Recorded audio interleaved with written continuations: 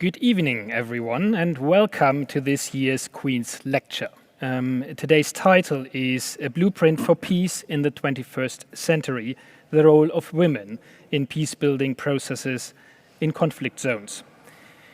This year's speaker is Sanam Naraghi Anderlini, Director of the Centre for Women, Peace and Security at the LSE, the London School of Economics and Political Sciences. A warm welcome and many thanks for joining us today from Washington, Sanam. Thank you very much. It's great to be here with you. I wish that I was with you in person, perhaps another time. Thank you. Perhaps, yeah. Thank you very much. We are really delighted that you are joining us tonight. My name is Olaf Kranz. I head the UK's Science and Innovation Network for Germany, Switzerland and Austria at the British Embassy here in Berlin, and I will moderate today's Queen's Lecture.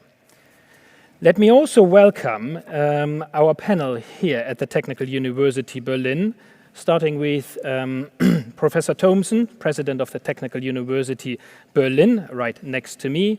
Right next to him, Jill Gellert, Her Majesty's Ambassador to Germany.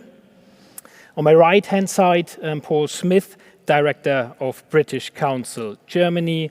And on the left-hand side, from my point of view, Christian Gäbler. He's the head of Berlin's Senate office. Before I now hand over to Mr. Gäbler, let me just say a few words about some organizational issues. We definitely invite you to ask questions throughout the whole lecture. You can do that in the chat directly or using Twitter, and we will pick those questions up later in our questions and answers session. Now handing over to Mr. Gäbler for his Grußwort from Berlin Senate. Thank you very much. Your Excellency, Ambassador Gellert, Professor Thomsen, Mr. Smith, Ms. Anderlini, Herr Kranz. Thank you, ladies and gentlemen. Thank you for your invitation. I would like to convey the best wishes of the governing mayor of Berlin, Michael Müller, who was unfortunately unable to be with us today.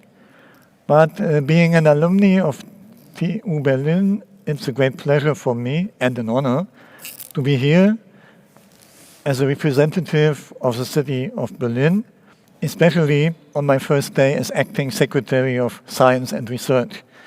The Queen's Lecture is always a stellar event in Berlin. This lecture series, which was a gift from Queen Elizabeth II on her first state visit to Germany in 1965, is a highlight of our academic event calendar. Held at Technische Universität Berlin since 1997, it has become much more than a lecture series. It has evolved into a true institution for dialogue and exchange, which is more important than ever these days. We are living in an era in which communication is easier and faster than ever before, thanks to digital technologies. That was a real boon during the coronavirus pandemic, since these technologies make it possible to develop comprehensive online alternatives almost overnight. Berlin's colleges and universities moved almost all of their classes online within just a few weeks. That was an incredible achievement and at the same time an impressive demonstration of what today's digital technology is capable of. However, communication cannot be equated with dialogue. In particular, digital asynchronous communication is often used more to stake out a position than to exchange ideas. More and more, communication is being used to incite conflict as well. Digital verbal abuse or hate speech is certainly no longer a niche phenomenon, rather we find it in countless areas of society. The Queen's Lecture, on the other hand, offers space for personal interaction between British and German scientists and academics, between the scientific and academic sector and society, and, not least, between the United Kingdom and the European continent. As a result, the city of Berlin owes Queen Elizabeth a huge debt of gratitude for founding this Queen's Lecture. In its more than 50-year history, it has become not only an institution, but a precious symbol of dialogue as well. I'm delighted that Ms. Sanam Naraghi Anderlini, an especially prominent advocate of dialogue and mutual understanding, will be giving this year's Queen's Lecture. In her work, Sanam has concentrated on the crucial role that women play as peace builders in political crisis and in preventing violence.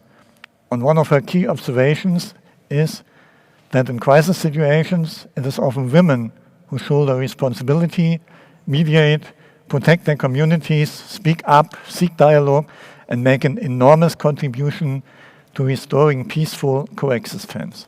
As a result, she and the ICANN network she founded are committed to supporting women and women's organizations active in conflict and violence prevention.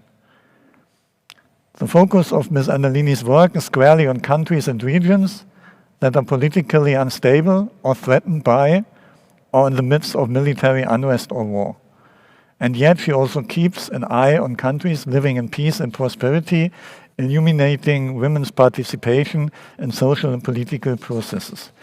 The scrutiny is warranted. When I take a look at the parliaments, the universities, and the scientific and academic policy organizations in our country, it's clear that there is still much more to be done.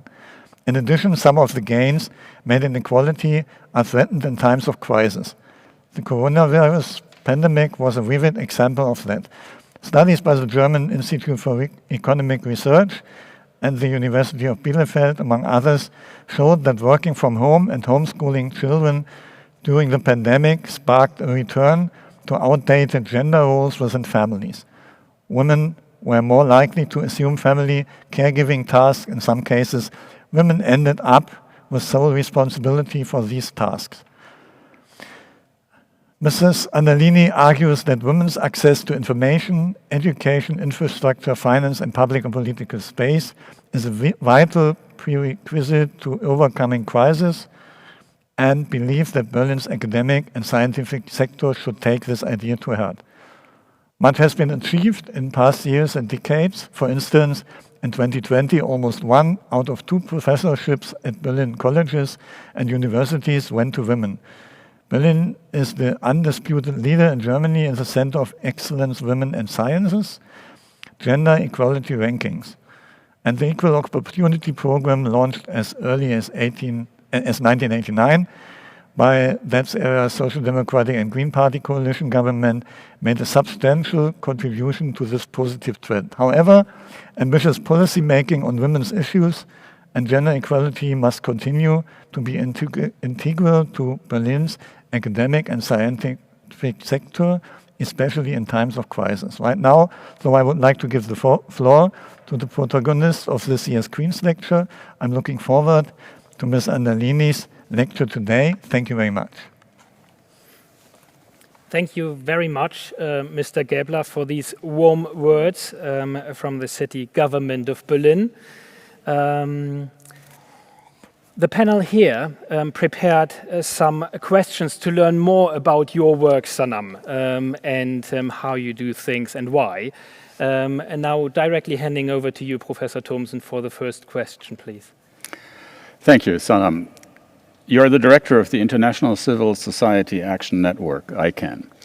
Our question is, what is ICANN's role and how does it help to build peace in the world?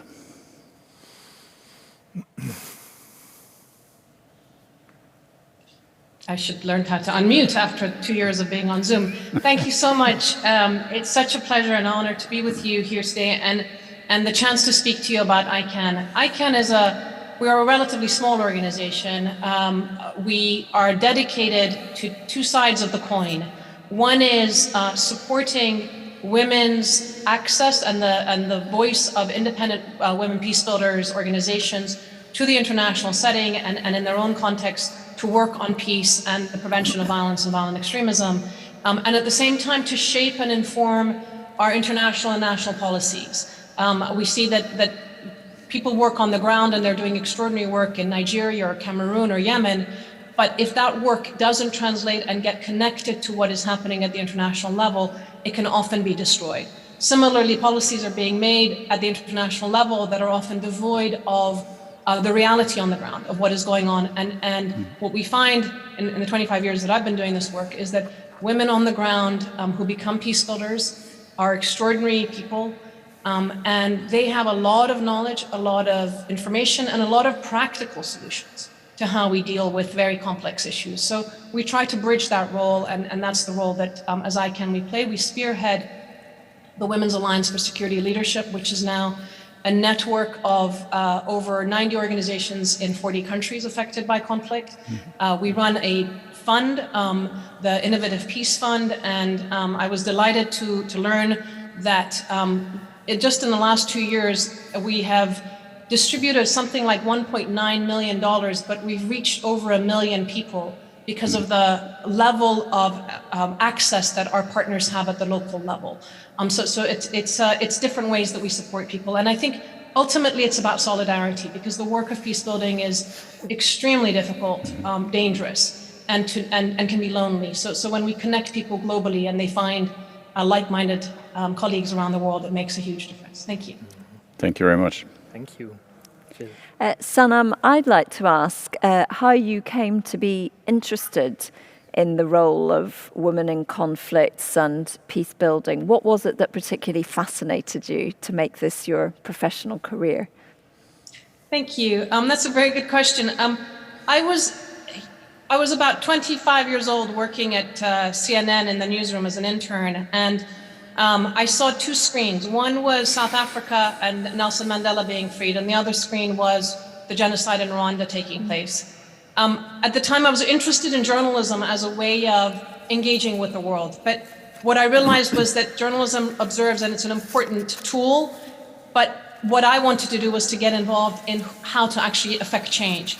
I started working with an NGO called International Alert in London as a conflict transformation organization. And we were talking a lot in those days, this is the 1990s, we were talking a lot about if we had early warning of conflict, then we could prevent it. If we knew, there could be early response to prevent violence. But what I realized in 1998 and through my conversations with a lot of my colleagues was that actually, number one, unfortunately, our governments and the international system doesn't necessarily respond early, even when we have the warnings, but that on the ground, women are often the first responders, as humanitarian responders, as peacemakers, as peace builders. And it made me reflect on my own childhood. I'm Iranian by background. And when the revolution in Iran happened in 1978-79, one of the things that occurred was that actually women ended up being the ones who were able to operate in the public space, because so many of the men, at least in the circles of my own family, were imprisoned. So it was women who were trying to find out what the information was and where people were, and women who ended up taking on the burden of care and responsibility, both inside the country and outside. So it's really both been a personal issue, but also part of the professional journey that I've taken. Thank you. So Sanam, hello again. And you say there you've been working in this field of women, peace building and conflict for 20, 25 years, it seems. Could you say, without preempting your lecture, if there's any one thing in particular that you feel has changed in this area over that period? Thank you. Well, I can be frank with you. When I was doing this work in the late 90s, early 2000s, it was very hard to explain it. People would look at me and say, what do you mean peace building? What do you mean women peace building? What are you talking about? So I sounded a little bit strange in most of my sort of social interactions with people. Fortunately, or maybe unfortunately, nowadays, when I say this, the first reaction is, oh, that's fantastic. That's great to know. And of course, we have an enormous body of international policy, 10 Security Council resolutions, over 50 national action, over 50% of the UN member states have national action plans on women, peace and security. So we have reams of paper, reams of research, reams of talk, but the action is still very, very limited. So I think that maybe the awareness is a big change, but awareness without action is also a problem. Thank you. Thank you, Mr. Gill. Yeah, Sanam, you are also the director of the Center of Women, Peace and Security at the London School of Economics and Political Science. What is the first thing you tell your students about peace in the 21st century? I may sound naive and it might preempt the talk, but I say that peace is infinitely possible. Because and not only it's possible, it is absolutely necessary for anything else that we want to try and achieve in the world. So that's the first thing, and I'll expand on that in my talk. But I also say, and I'll take this opportunity since we're with the Technical University with you, that in a way, the Women, Peace and Security Center and the work that we're doing is almost like the engineering arm, if you want, of the social sciences. Because for me, this is about the practice. This is about taking the theories and the concepts and the policies and the empirical evidence of groundwork that we're doing and say, how do you build on it? And a key question that I often ask of myself and of my students, and I raise with other colleagues, is that how is it that these issues are not fully integrated into other areas? How is it that gender analysis is not a standard requisite for any subject that is being taught? And how is it that peace and peacemaking is not part of the lexicon of anyone studying international relations or development, but from the ground up, not just from the higher levels, the political elite and bargains and things like that, but really looking at how people live their lives on the ground. So these are the kinds of questions that I often do raise with students when I have a chance. Good. Thank you very much. Yeah. Jill, it's your turn too. So it falls to me as British Ambassador to read out a message from Her Majesty the Queen. And the text starts as follows. This year's Queen's Lecture focuses on the situation of women and their role in peace building in international conflict zones. Dr. Sanam Naraghi Anderlini will not only speak about peace in the 21st century, but also about the role women play in conflict regions and in peace-building processes, as well as about the impacts climate change has by fueling conflict situations. I congratulate the Technische Universität Berlin on its 2021 Queen's Lecture, and I wish you all an interesting evening. End of message. Over to you, Christian. Thank you very much. Thanks. Thank you. So, by means of introduction, let me say a few words about Ms. Anderlini. You heard already that she is a internationally known peace strategist, and she has fought, or she is fighting as a lawyer for the recognition of human rights, especially for women's rights, worldwide. She is the director of the Center for Women, Peace and Security of the London School of Economics and Political Science, as we've heard. She has worked extensively on women's and human rights, peace building, pluralism, women's politics, and security for many years, and actively highlights the areas where women are system building, system defending, stabilizing, and yet oppressed and underrepresented, as, for example, the Afghanistan crisis has shown recently. Even though we've been able to achieve quite a bit in various areas to date, it is far from enough in keeping with the title of today's Queen's Lecture, Blueprint for Peace in the 21st Century, so little done, but it's not too late. Please, the floor is yours. Thank you very much, and I hope that the background noise is not affecting the sound.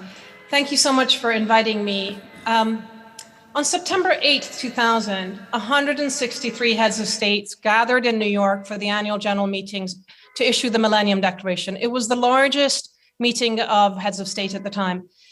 And they emphatically stated that we as heads of state at the dawn of this new millennium reaffirm our faith in the United Nations and its charter, and its indispensable foundation for a more peaceful, prosperous, and just world. In addition to our separation responsibilities to our individual societies, we have a collective responsibility to uphold the principles of human dignity, equality, and equity at the global level. They went on to talk about the importance of freedom, equality, tolerance, solidarity, respect for nature, and finally, to talk about shared responsibility for managing worldwide economic and social development, as well as the threats to international peace security that must be exercised multilaterally. That was in 2000. In 2021, Secretary-General Antonio Guterres stood at the same event, the UN General Assembly, and he said, we are facing the abyss and going in the wrong direction, just 21 years later. Ladies and gentlemen, it's really a pleasure, Excellencies, and an honor to be speaking with you tonight, particularly given the history of this lecture series as a means of rebuilding relations and consolidating peace between Britain and Germany. Given the title of my talk, The Blueprint for Peace in the 21st Century, I wanted to pause for a moment and ask you to reflect on what peace is and what it means. What does it look like? What does it feel like? We don't often think about these things. And in saying this, I wanted to share with you the image of the Peace Book by Todd Parr. It's a children's book, which I think should be mandatory reading for all of for those that are in power these days, leaders in all sectors, private and public. Because what it shows us is that peace is around us all the time. It is the little steps and the big steps that we take, but it's also something that we take for granted. It's the invisible canvas on which we live and paint our lives. We go to work, our kids go to school, we fret about exams, we worry about the rent, we get excited about new books and music, we look forward to our family weddings and so forth. But imagine going to that wedding and having a missile drop in and kill the entire family. Imagine sitting at an exam hall and the room next door explodes because a bomb's being dropped. That was the story of one of my colleagues in Aleppo, Syria, a young woman who was taking her exams in English literature. And that's her coming of age, if you want, into adulthood. Or think about being 8.5 months pregnant and having to flee your home with just hand luggage, getting on a plane, landing in Albania. That's a colleague of ours today in Afghanistan. These stories and the many stories that we have of how we live our lives and how people live their lives in the context of conflict tell us a few things.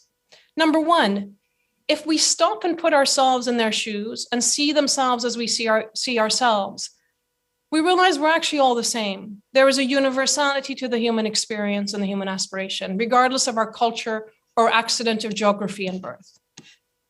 Secondly, as human beings, we're incredibly hopeful and resilient. It takes deep courage and faith in the future to bring a baby into the world in a fragile conflict setting right now, be it Yemen or Afghanistan or Syria. It takes a lot of hope and optimism to get married in the midst of war. This tells us that, in a way, life and living it is the default state of humanity. As the Lebanese-American poet Khalil Gibran says, these moments of taking exams and looking to the future, even in the midst of conflict, is really about life's longing for itself.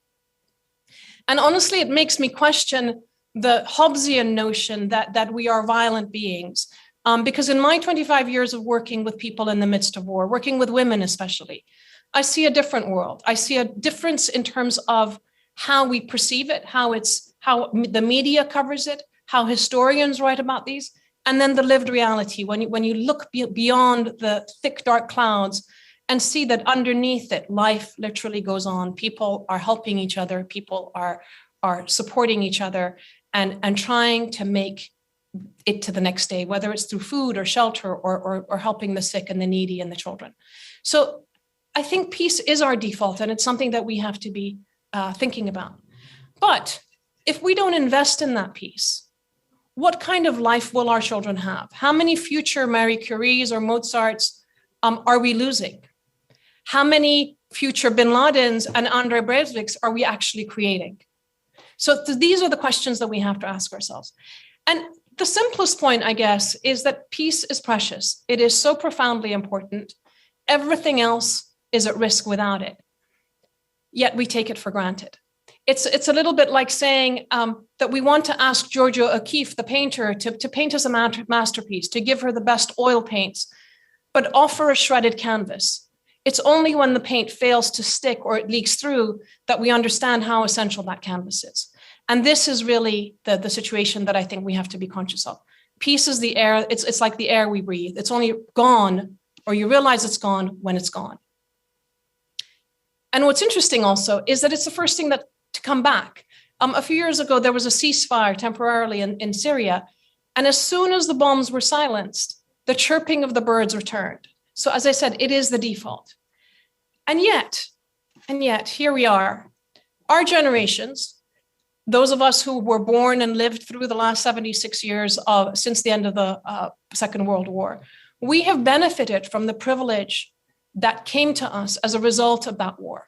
The privilege of 76 years of open diplomacy through the UN system, a space for the gathering of our states. The idea of an open diplomatic space was actually documented in the 1500s by two Italians. It took 500 years and millions of deaths for it to be realized. So it's an extraordinary accomplishment. Additionally, the idea of the Universal Declaration of Human Rights, that we, the peoples of the United Nations, not just we, the member states, but we, the peoples of the United Nations, have a right. And understanding that it is a covenant that not only you have the UDHR, but the cultural rights, the economic and social rights, the rights of children, and so forth.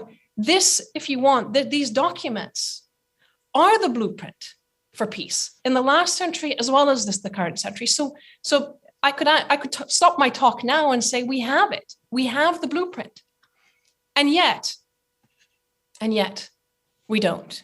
The good news is that we know where we need to go, and the good news also, I think, is that we have to understand that when you compare war and violence to the complexity of climate change, that the complexity of human action and natural disasters and things that are going on, actually war should be an easier problem to solve, because every act of violence, every decision, every bomb, every gun that is fired, that is a choice that a human being is making or a human being is ordering. And so we could change that. We could change that decision to making it a decision about peaceful coexistence, to about diplomacy, to about dialogue. And yet we haven't done. And tonight, I wanted to talk about this, about if you want, the missed opportunities, the rendezvous manqué, as the French would say, and where we are. And I will talk in, if you want, three sections. First, I want to talk about the hopes and the developments that we've had and the missed opportunities, the wrong forks in the road. The second is the current implications of Afghanistan, the importance of understanding what happened there and where it is leading us, specifically in terms of the Western liberal order that we've all been used to. And finally, to lay out the challenge and the solutions for moving forward of what we need to do. So as I said, start with the UDHR. It's an extraordinary document, and it's a document that transcends culture, geography, and time. And I say time because a few years ago, when my children were 9 years old, I have twins, and when they were 9 years old, I did a workshop for their school, 40 children, 40 pairs of eyes from different parts of the world, different walks of life, in a public school in Washington, D.C., sat on the floor staring at me. It was kind of intimidating. But I explained to them the origins of the UDHR, the Universal Declaration of Human Rights. But I didn't share the content with them. Instead, I asked them to work in groups and determine what rights they would suggest for every boy and girl living and being born into the world today. These kids set to work, and I stopped them about 30 minutes later. Group by group, they reported on the rights that they'd identified, and we checked them off against the existing UDHR articles. It was like playing bingo. When we were done, those children had intuitively come up with 20 of the existing articles, 20 out of the 28 articles of the UDHR. So a group of 9-year-old children in a public school in Washington, D.C. in 2010 overwhelmingly agreed with the drafters of the UDHR from 1945. There was one significant difference. Our children also listed many responsibilities, and they were responsibilities pertaining to the care of our environment. This is important because imagine if since 1945, our governments had actually realized these articles, the right to education, the right to work, and the right to rest, the right to the freedom of expression, protection against arbitrary torture or arrest. If we had persisted in upholding these values as attainable goals against which governance and leadership are measured, the world would be in a different place. But we didn't. Instead, we ended up lurching towards militarization. It also is an important moment because what the creators of the United Nations system and this world order gave us was an understanding of multilateralism and collective action. And I wanted to share with you that it's interesting, at the entrance of the UN, there is a famous line of verse from the 13th century Persian poet Sadi. And it says, human beings are parts of each other, in creation of one essence and soul. If one member is afflicted with pain, other members uneasy will remain.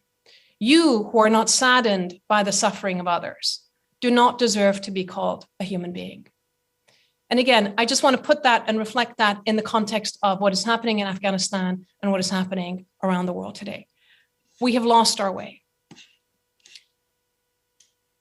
During the Cold War, one of the things that occurred with the question of rights was that there was, instead of looking at them in terms of the indivisibility of the rights, economic and social, political, and freedom of expression, instead of thinking about them as a collective, things were divided.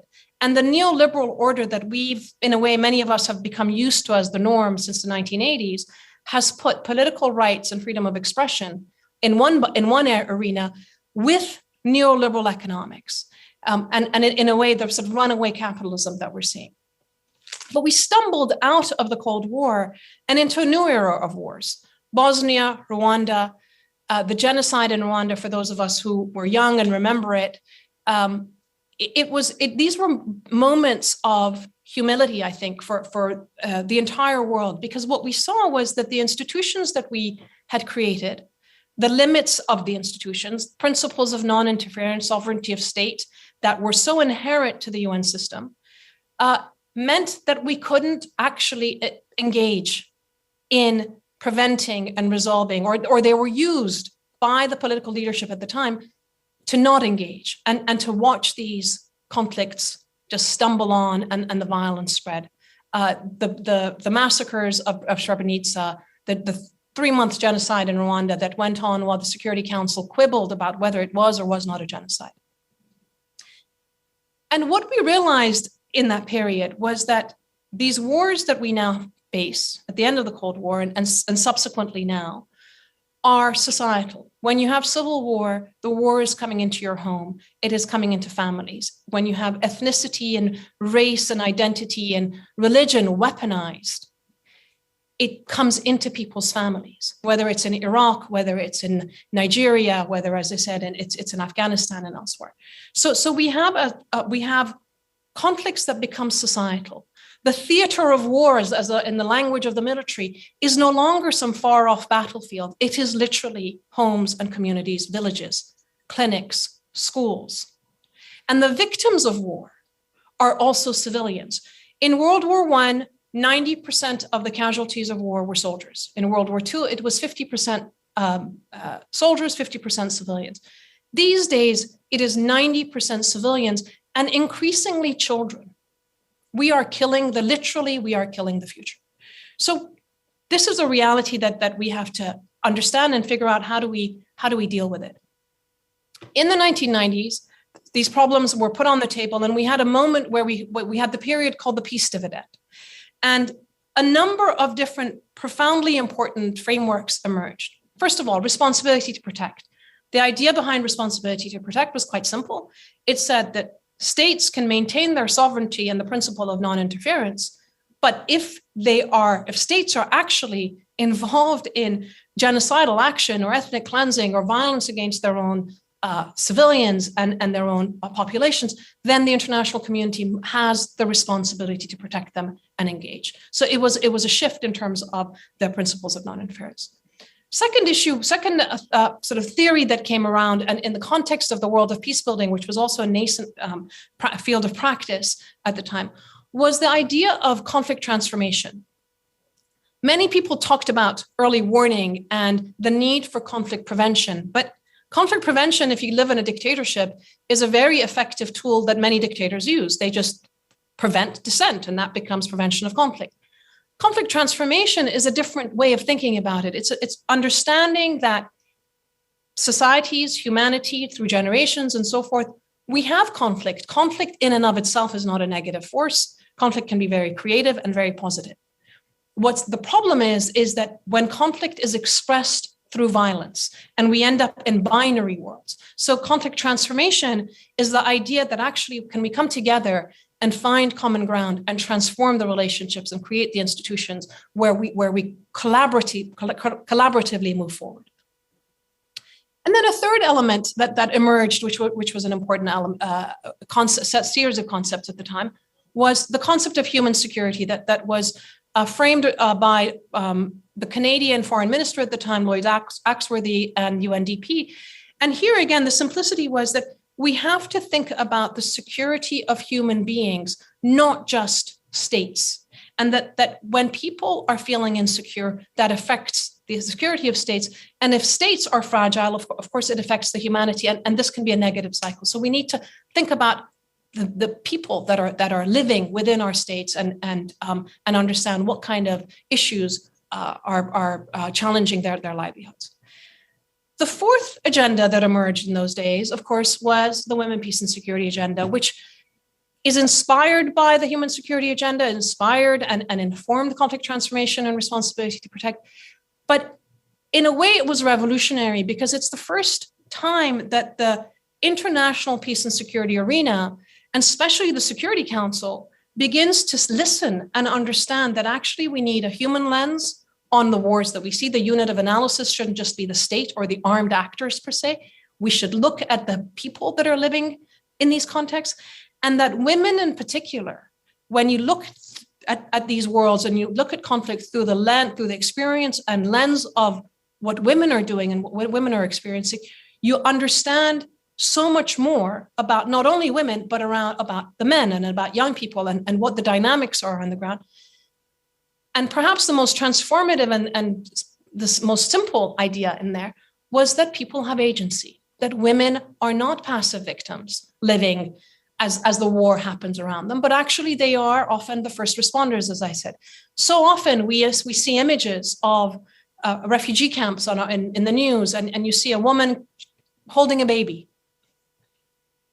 They're presented to us as passive victims, but if you actually change the frame of reference and think that woman is maintaining her responsibility for the food and the shelter and the well-being of that child. She is an agent, even during the midst of crisis.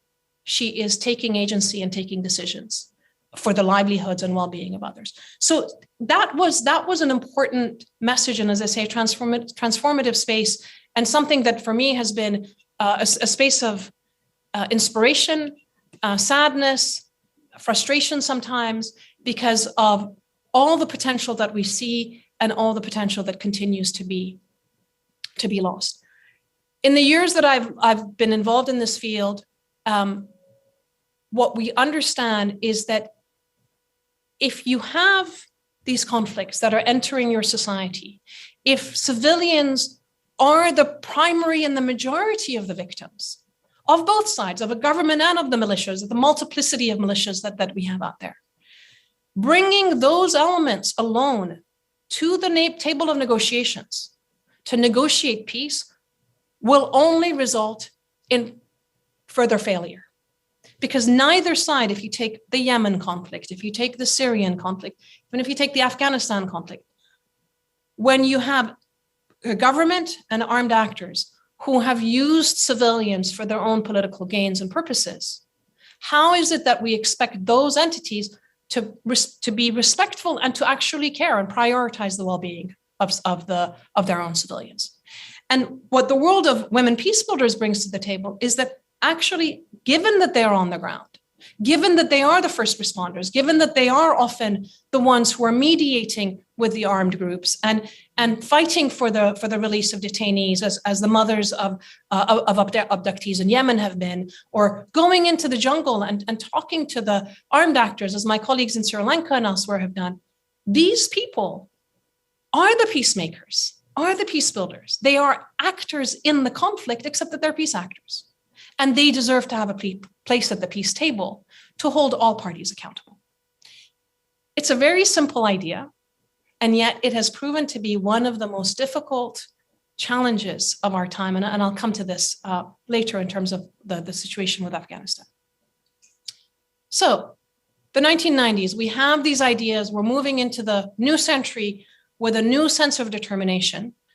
Resolution 1325, which was the Women, Peace and Security Resolution, was adopted unanimously by the Security Council on October 31st of the year 2000. And by 2021, not even a year later, September 11th happened. And there was a moment, again, in our world history where the world was so shocked by what happened in New York and in Washington that there was immense solidarity for the United States, an immense sense of, we must stop this. But the fork in the road that we took was that we lurched into the war on terror. And this has, again, been the reality of our lives for the last 21 years. It has been a time when, in the name of security, we've let democratic values, human rights, the rule of law basically recede.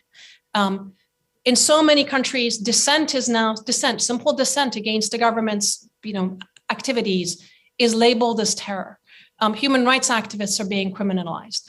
And by relying on lethal force, we've helped Al-Qaeda and the slew of other extremist groups continue to expand. There's ISIS that metastasizes and becomes ISIS Khorasan and ISIS in East Africa and so forth. And so in the process, according to Brown University's Watson Institute, the war on terror has cost the US alone $8 trillion and killed over 1 million people. So what have we actually done? And the images that I'm sharing with you are important because we have George Bush telling us that the war on terror begins with Al-Qaeda, but it does not end there. It'll only end when every terrorist group of global reach has been found, stopped, and defeated. And yet look at where we are now. We have hundreds of thousands of more terrorists around the world. The image, the cartoon is also interesting because it's kind of a whack-a-mole idea that we whack them here, but somebody else emerges. And of course, in Afghanistan now, they've taken over.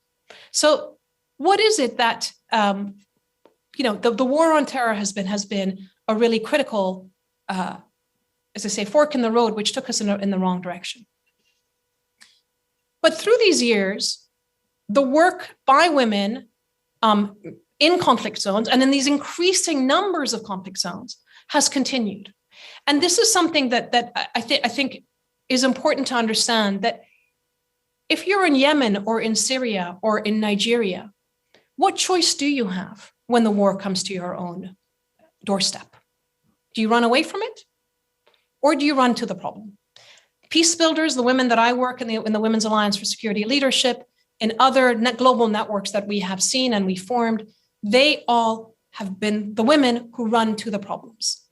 And they are present on the ground. And I say this in multiple ways. Last year, when we had the COVID pandemic, the international community disappeared from fragile conflict contexts. Nobody could be anywhere. Women peace builders were the first ones to start producing masks and informing their communities.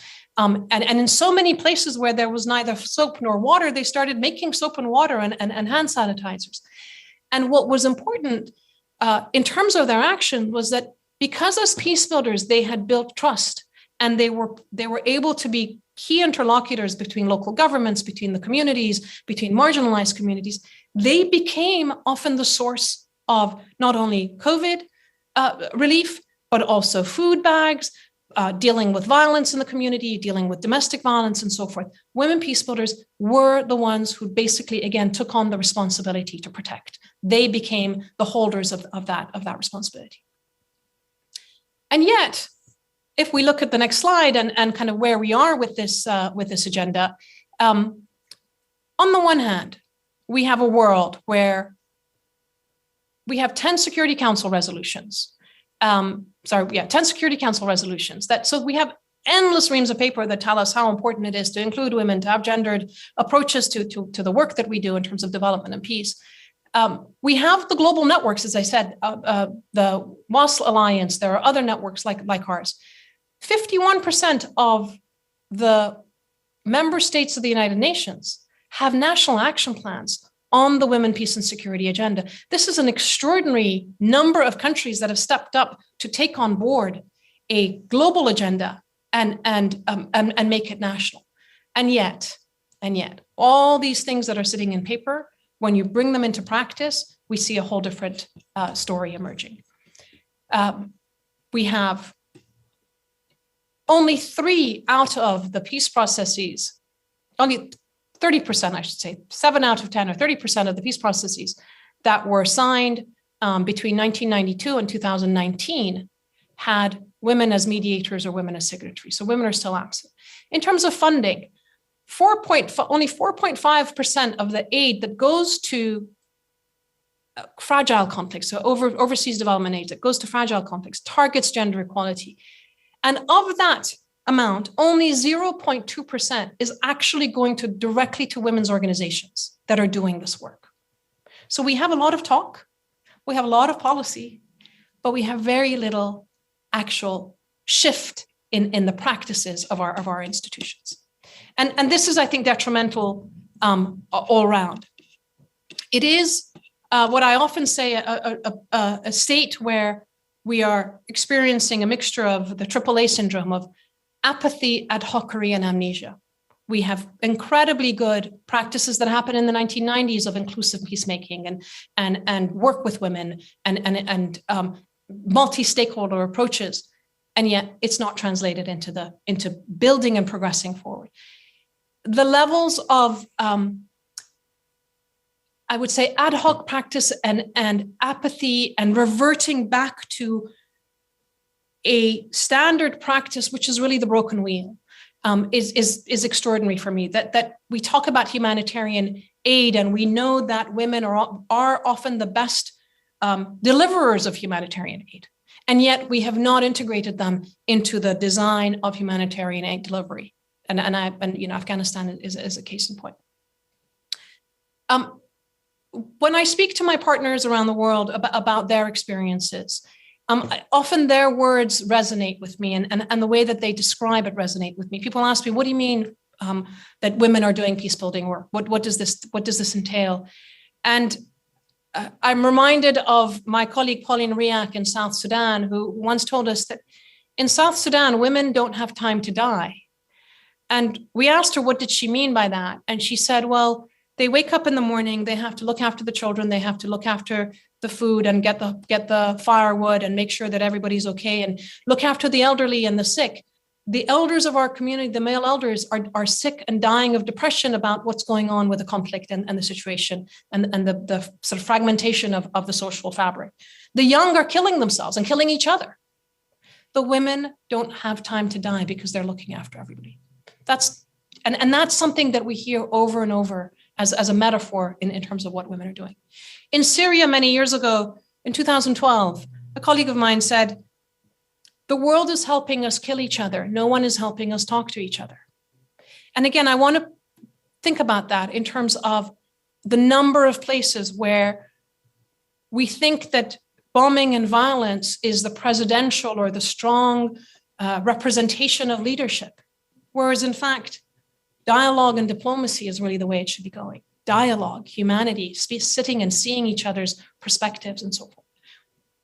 So we see in many places in Nigeria, in Pakistan, where we've had a rise of extremism, and it's women on the ground who have reached out to find out, why is it that young men are being radicalized? Why is it that mothers are being radicalized? How is it that the mothers are giving their gold and giving their sons to go and fight?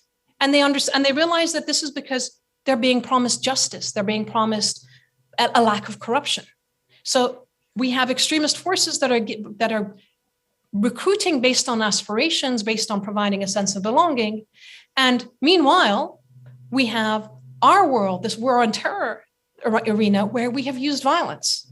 And yet on the ground, it's women who are actually looking at these issues and pioneering more holistic, humanistic approaches to how you deal with the problem of radicalization, where they talk with providing psychosocial support, religious training, economic livelihoods, and so forth, but giving people this alternative to say, jihad is not spilling blood on the streets, jihad is giving blood in the hospitals. So this is the space that women are in and have been in these 21 years. And yet, if we think about the abyss that Mr. Guterres talked about, and the impacts of that, it is quite devastating when we look at the economic and social and security factors. And I'm sorry that the slides go back and forth. It's hard to navigate between us. And I just want to point out to a couple of things. We went, as I said, the war on terror in principle was meant to bring peace, but look at where we are. 41% of global citizens rate their sense of social cohesion as weak. We are so globally connected. We're in the state of extreme connectivity, and yet people's sense of social cohesion has gone down. Peacefulness, the indicators for peacefulness have gone down in 9 of the last 13 years globally. We have 82 million people, 82.4 million people who have become displaced as refugees or internally in their countries, compared to 23 million at the beginning of the century. Military expenditure has gone up by 74% in these last 21 years. What is it that we're doing? And of course, I can talk about the economics, which is the incredible rise in inequality that we're seeing. The world's richest 1% own 43.4% of the world's wealth. Just between 2020 and 2021, the number of billionaires in the world rose, and their collective wealth went up by $6 trillion. This is at a time when the COVID pandemic was hitting us all, and we were seeing that 88 to 115 million people, according to the World Bank, were actually entering a state of extreme poverty. And 76% of the extreme poor are already living in fragile states. So fragility is increasing. Poverty levels or inequality levels have been rising. Social cohesion is going down. And democracy is on the decline. In 2020, the number of free countries in the world was at its lowest in the last 15 years. So this is the abyss that he's talking about. And we are now at the next fork in the road, if you want, which is Afghanistan. All the work on human security, all the work on responsibility to protect, the work on women at the peace table, where are they if we look at these issues? What we know, the research shows us that the participation of women increases the possibility of peace agreements to last by 15 years by 35%. That's significant. And yet you look at peace process after peace process. Syria 2015, Taliban meetings last month, Yemen peace talks in 2018, even though when the Yemen National Dialogue started, it was one of the models of inclusivity. There were 30% of the participants were women, there were youth groups, there were tribal groups, there were political groups. We had a model for what the Yemen National Dialogue could be and the results of that. And yet, as we lurched forward, it became, as you see, a room full of men. And what happens repeatedly is that women are sidelined. They are the sideshow. Let's have a side event for them. Let's have an advisory board for them. What we're arguing for, and this agenda has been arguing for, is put women at the table. Put them as an independent delegation. Put the peace builders who have been on the ground responding to the needs. Put them at the table as actors, as peace actors. And I want to ask you a question when we think about Afghanistan, because the peace talks in Afghanistan, or the talks with the Taliban directly, started in 2012 in Qatar, in Doha. Imagine if Afghan women had been in those processes from the beginning. Imagine if there had been a delegation of, say, Afghan women from different professions, representing judges, doctors, community peace builders, politicians, journalists, musicians. Imagine if women had had their own representation. Imagine if young people had been there. Imagine if the different minority groups, the Tajiks and the Hazaras and the different religious sects had their own representation in the discussions about Afghanistan. Imagine if the peace talks had been a microcosm of the diversity of that country. And I mention young people in particular because this is a country that is 62% under the age of 25. Over 40% of the country is under the age of 14. Where were they? Where was their representation and their voice in the talks that happened from 2012 until now? And My answer, personally, based on the experience and what we know, is that actually if women had been there, we wouldn't have seen the Taliban take over in the way that they have done. We wouldn't be seeing girls being banned from school and university, or women being banned from work, or minorities being displaced. We wouldn't see women police officers trained by the UN, funded by Japan and by Turkey and everyone, in hiding now, over 3,000 of them hiding for their lives. We wouldn't be seeing the night raids and the disappearances of relatives of activists and peace builders and journalists. We wouldn't be seeing forced marriages, which is a war crime and a crime against humanity, and yet it is happening by the Taliban rank and file. And I imagine we wouldn't be seeing young girls being sold for $500 because their parents couldn't afford to feed them, but selling them into a life of servitude and rape and violence. I think it would have been changed. And I think that what would have happened if we had had peace builders at the table of peacemaking is that they would have brought a changed perspective, as we've seen in other places. In South Africa, when women were at the peace table in the 1990s, and there was a move in the peace process or in the transition period to beef up the military again and spend money on helicopters and submarines, it was women who turned around and said, wait a second, what does security mean to us as people? Let's go ask the public what security means. And the answers that they came back after a 2-year review were very different to the needs for submarines and helicopters. It was about poverty. It was about street lighting. It was about the soil and the land being cleaned up of the uranium spills and other effects of having the military presence in their countries. It was about HIV/AIDS even back then.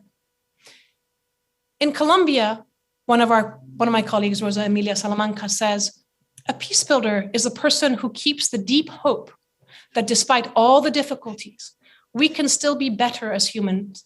Peace builders, men and women, can feel deep empathy, but they still maintain their ethical limits.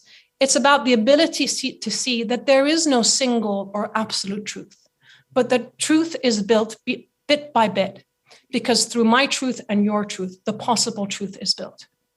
Imagine if that had been the mindset of understanding peace for the future of Afghanistan, for the current case of Israel and Palestine, and so many of the other places. This is really what we need. And yet, we're not there. As I said, we continue to exclude women and to sideline them. And not only that, we continue to see the commodification of women, especially in the case of Afghanistan. If you recall, in 2001, the Bush administration used Afghan women's rights as an excuse to go to war and occupy Afghanistan. Well, in 2021, the Taliban is using the punishment of women and girls. Things like the basic things like going to school and university, which is not only a human right, it is actually a requirement for all Muslims. But the Taliban is holding girls' education hostage to bargain a humanitarian aid deal, end of sanctions, and recognition internationally. Neither side has the interest in having women present to negotiate their own futures and their own rights. And you have to wonder why. And this brings me to the next page of the ongoing story of Afghanistan. And for me right now, it's a very important moment because we are in the middle of seeing a systemic failure across our institutions, of the United Nations response, of our government's response. The private sector, private actors like ICANN and others that I work with through my colleagues at LSE and UCL, we have become the ones that are trying to help people evacuate to safety, to seek refuge. We are the ones that are banging on the doors of our governments saying, please issue the visas that you promised. These people are being stuck. They are being criminalized for their work on peace and human rights. So it's a very personal moment for me, but there are also significant implications in terms of where we're going with this. First of all, the issue, as I said, is not whether we should have had a military withdrawal or not. As a peace builder, I would say absolutely. I wouldn't want the military of endless countries present in my country either.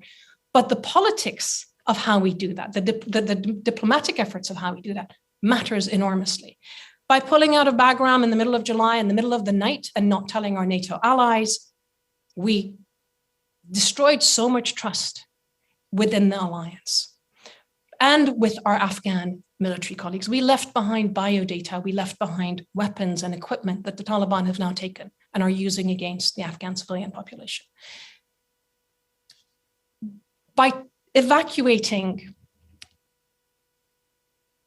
not just the citizens of our own countries, but also by prioritizing, and I hate to say this, by prioritizing cats and dogs from a shelter and not allowing Afghan nationals to enter into the gates of the airport, even when they were being escorted by members of the NATO alliance.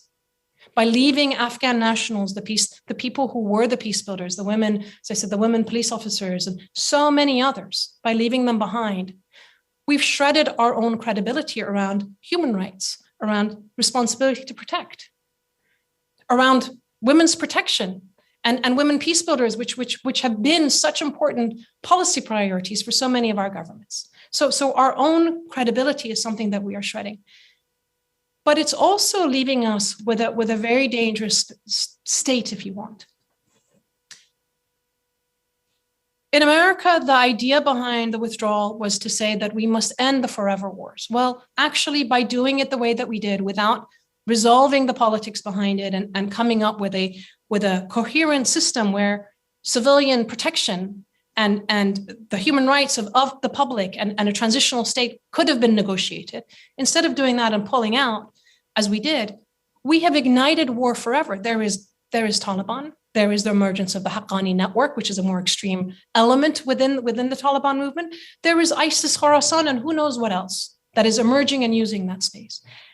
And what's even more depressing is that what happened with the victory of the Taliban has given resurgence to other extremist groups everywhere else where we see the weaponization of identity, whether it's the white right here in the US or other types of Islamic groups that claim the mantle of Islam, from Libya to Syria to the Far East. We're seeing them emboldened and taking this as a moment of the decline of the world order as we have it. We're also seeing the rise of statist authoritarianism. China, Russia, Turkey, all of them asserting themselves.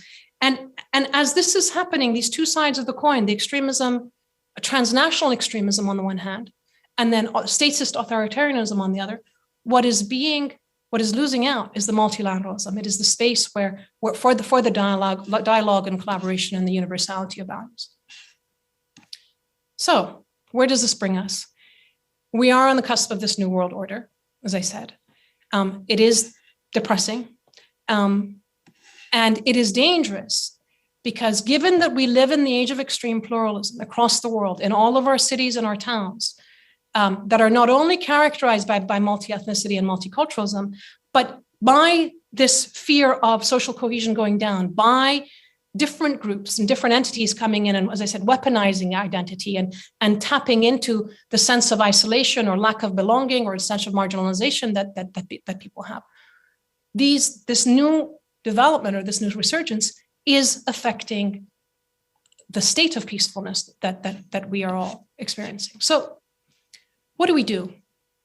It's easy to be pessimistic, I know.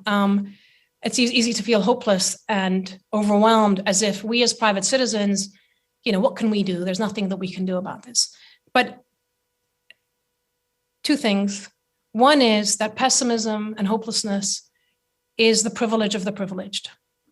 We are sitting in our homes in comfort and thinking, the world is going to hell in a basket, and what can I do about it? I'll just carry on with my life. That's a privilege, because as I said, the people that I work with, they are having to live with the consequences of the decisions that we're making.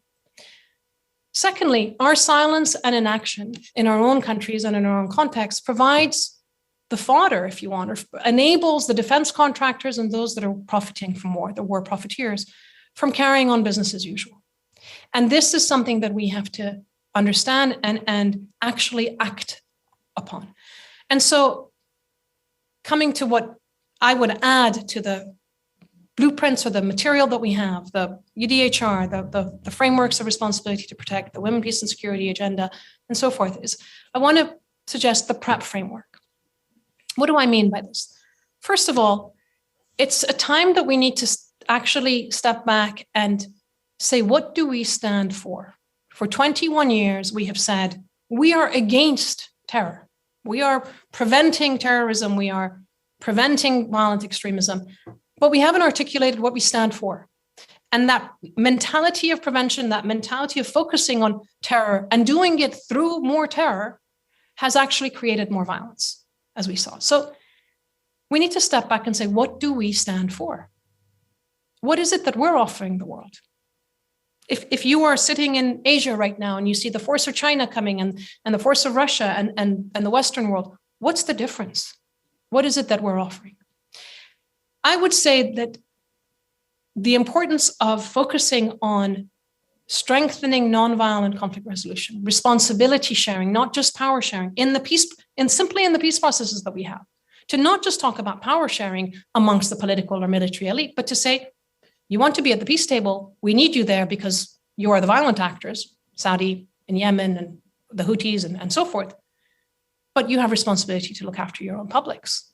What are you doing to provide water and food and healthcare? So there's the responsibility sharing, bringing those who are taking that responsibility and allowing them to hold the violent actors responsible and accountable.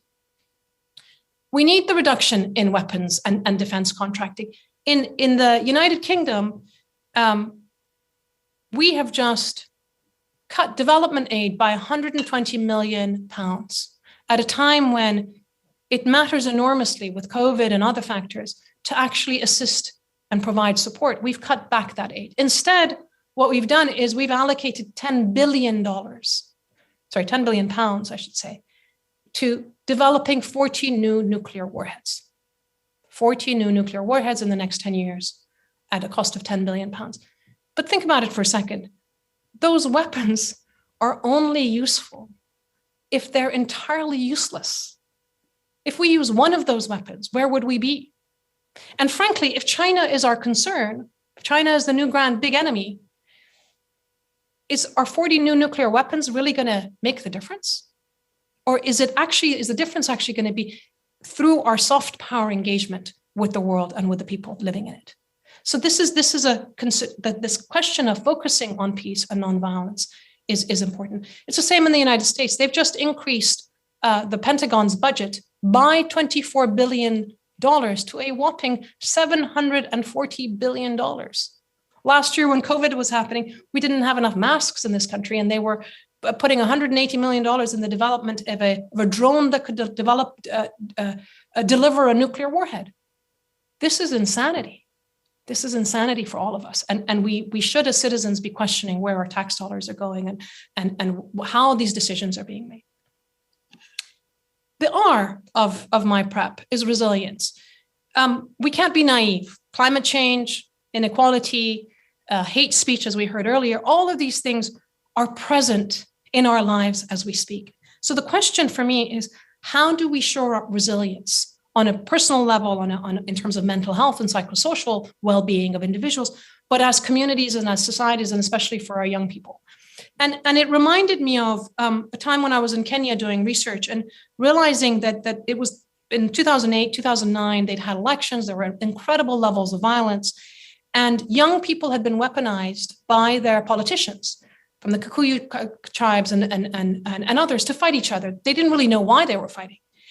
And it occurred to me that imagine if we reassert, and I think in Germany and other parts of the world, we have some of this from the past.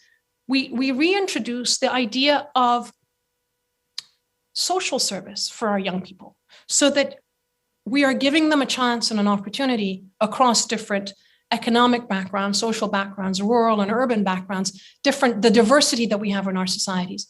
But for young people to spend a year, 18 months together working on issues that are for the benefit of the societies and the countries they live in, teach them about how to deal with climate issues or emergency response, teach them about healthcare and education and other things that help us keep our societies together.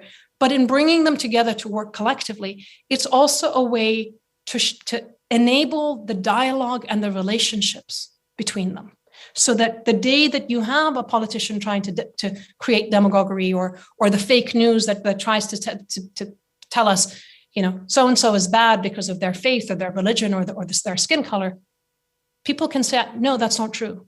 I have friends, I know them, we are there for each other. So that sense of resilience and reweaving of the social fabric is important, along with the multiple skill sets that people could be learning to sustain their lives.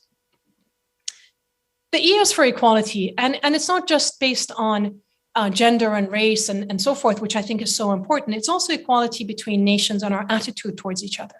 I'm often surprised, if you want, by the fact that we think that it's okay for people living in, say, Niger to be satisfied with the idea that when they have elections, there's only a little bit of election violence, that we've prevented the conflict. It's kind of that's the prevention becomes the ceiling, not the floor of what we ascribe to people in, if you want, the developing world or the southern countries. But for ourselves, we want something better. We want something more. But actually, if we're in their shoes and they're in ours, we would want the same thing. So we need to think about equality genuinely around race and ethnicity and especially around gender, given how in all of our societies we are seeing such discrepancy. And there's an added element to this. I mentioned earlier about the inequality around economics. Feminist economists like Radhika Balakrishnan have come up with alternative ways of thinking about how we equalize the playing field, if you want. And in their work, what they say is, imagine if we measured the success of our financial and economic policies in terms of their delivery of our economic and social rights, or those universal rights that I mentioned, the right to shelter, the right to food, the right to water, the right to a good education, and so forth. It's not to say that the government has to do it all. It's to say, how do we say people everywhere in country X, in Germany or in England or in Nigeria, deserve clean water? Now, government and private sector together determine what are the best ways of ensuring that the quality of the water and the price and the access is provided. And we create the framework and measure, as I said, our fiscal and economic policies around that, instead of just saying GDP has gone up and GDP has gone down. So it's rethinking the way we work with each other and this question of equality, and using the frameworks that we have. And finally, my favorite and in a way most pressing is the P for pluralism. As I said, our cities, our communities, our countries are now incredibly diverse, even within our own families and our children. My children are half Iranian, half Italian by ethnicity, born in England, raised in America. They have fusion identities. And in their schools and in their generation, they are seeing more and more kids like themselves. We need to value this. We need to be able to provide a sense of belonging for this diversity that exists in our space, and say to the children, and say to the children of immigrants of third and second and third generation, and the new ones that are coming, that you belong, that we value the best of all worlds. What we have right now is that we're looking at diversity, and we're going from diversity to difference to division. I think what we need to do is reverse that, and we need to think about it in terms of, yes, there's diversity, but when you think about diversity, let's say cultural diversity, with my Persian heritage, we celebrate Persian New Year in the spring. It's Nowruz. Well, there's New Year's in January. There's Chinese New Year's. There's Indian New Year's. Everybody celebrates the New Year in some sort of way. So why not bring that together and think about diversity in terms of the similarities, and then the social cohesion that needs to come through that, and weave that into our educational systems, in the literature that we teach. The love poetry of Shakespeare can be taught alongside the love poetry of Hafez, the history of science, the history of art, the history of music. All of these things, there is a moment and a space where we can bring together and bring out the best of all of them and take it forward. And I sometimes think that the restaurant business has done this very well. You walk down the high street and there's a Chinese restaurant and there's an Indian restaurant and there's the bratwurst and there's the pub and so forth. And what the government has done is lay down the ground rules for hygiene, for quality of food, for quality of service, etc. But you can go in and benefit from the wealth of cuisines. Why don't we bring that into our educational spaces? And so I end with an image of what pluralism has meant to me. And because we're talking in Berlin, and I wish I was there, and because of my Persian heritage, I'm looking at music and I'm looking at a Persian carpet. Think of an orchestra. Every instrument in and of itself is unique and it matters and it's beautiful. They can jam together. But it's when we come together in one song as part of a movement, as part of an orchestral movement together, that we soar. It's the same with the Persian carpet. Every thread, every color has its own significance, but it's only when you weave it together that you create an extraordinary, an exquisite piece of beauty that makes our heart sing, if you want. So pluralism is something that we should be ascribing to, and I think that is the key element of the move forward in terms of the 21st century for all of our societies. Thank you very much. Thank you very much, Sanam, for this really impressive presentation and also for stimulating our way of thinking a bit differently about peace and related issues. And I'm glad that you also came up with, let's say, some solutions and the way ahead. I think we should allow a few questions now in the end. And let me ask the panelists first if there are any questions from your end you would like to raise. Professor Thomsen, please. You mentioned, well, thank you again for your excellent talk and the visions and the compassion that you have in your words. You mentioned on one slide that negotiations about, I think it was about peace, are with 35% more effective or more oriented towards a solution than when women are present than not. What kind of statistics is that? I mean, is it sort of more of a wild guess, or is it an analysis of I don't know, 100 negotiations in the past? What's the background behind these 35%? Thank you. That's a very good question. I can tell you that when you're advocating for the kind of changes that we do, which is this kind of saying, 2,500 years of peace and security, or peace, war and peace diplomacy was always with military and political elite, and all of a sudden we're saying bring the women in.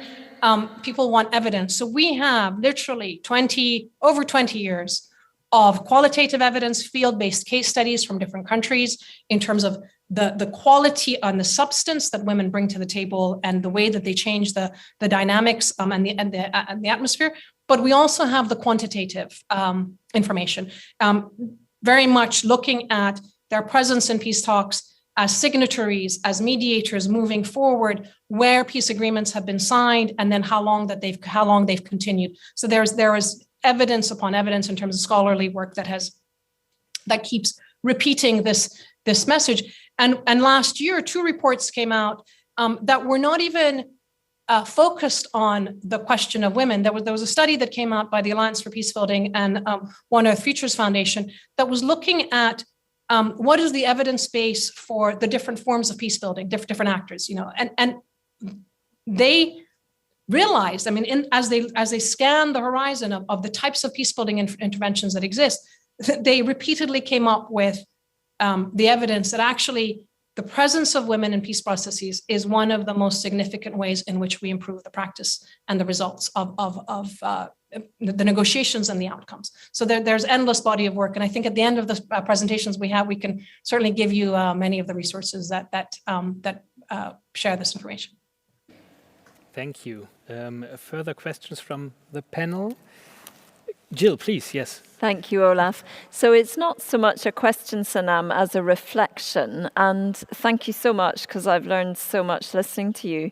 One thing you said that really struck me was that it was when you were working for CNN and seeing the genocide in Rwanda and seeing Mandela being freed, and you thought, I want to influence those things rather than just report on them.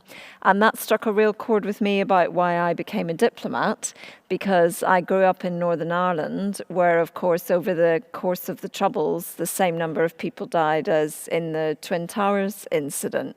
So that really resonated, that personal story. And I completely agree that dialogue and diplomacy are signs of strength. And I think we need to hear that message more often. So thank you for making me reflect on that.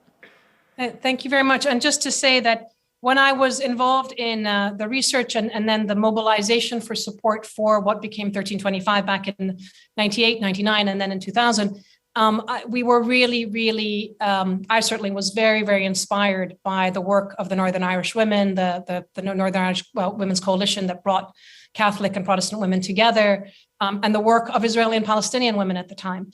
I think that that Northern Irish women deserve a tremendous amount of credit for the sort of giving us the energy and the belief in the fact that things can be possible and can be done differently. Thank you.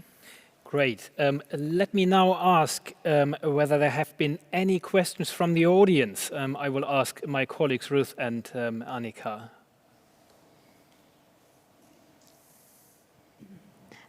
We've had a couple of questions in the live chat. One is, what are your thoughts on humanitarian intervention in the role of peacekeeping? Do powerful Western countries have a responsibility to intervene in conflict-ridden countries through military means? Or is it just a form of modern-day imperialism and only furthering conflict? This is a big, complicated question. I think that